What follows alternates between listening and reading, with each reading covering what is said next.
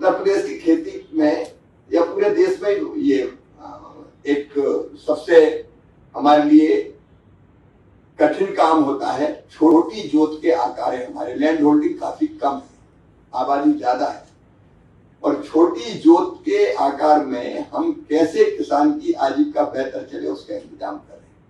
और उसका एक मॉडल हमने बनाया है वो, और मैं माननीय मुख्यमंत्री जी निवेदन करना चाहूंगा, इंटीग्रेटेड फार्मिंग का आपने भी देखा होगा, मोदीपुरम में भी हमारा आईसीआर का संस्थान है। एक साथ कई गतिविधियां जिसकी तरफ यूपी ने काम करना शुरू भी किया है। गन्ने के साथ आपने मूंगफली और दूसरे कई प्रयोग शुरू किए हैं।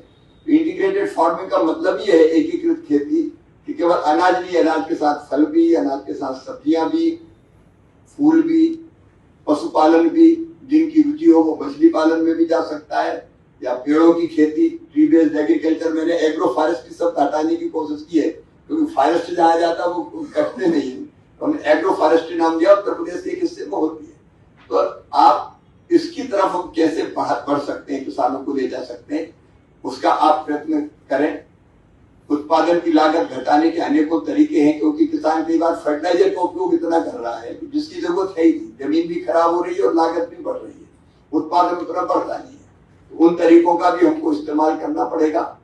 मैकेनाइजेशन के क्षेत्र में भी, क्योंकि मजदूर वैसे मिलते नहीं और समय पर काम पूरा हो जाए, इसलिए जिस तरह की मशीनों की जरूरत है उस तरफ हम जाए।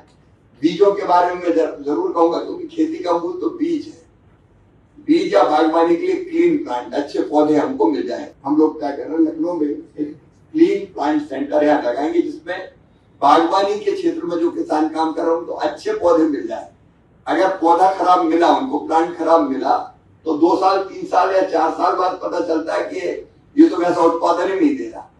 तो वो क्लीन प्लांट सेंटर भी हम खोलेंगे, लेकिन अच्छे बीज और अच्छी रोपण सामग्री उसका इंतजाम करना। हम लोग भारत सरकार की तरफ से कोई कसर नहीं छोड़ेंगे, आप पहले से डिमांड भेजते हैं, लेकिन वो बीज के प्रतिस्थापन की जो दर है, रिप्लेसमेंट रेट, वो थोड़ा सा बढ़ाने की आवश्यकता है। बीजों के उत्पादन पर भी हमको ध्यान देना पड़ेगा।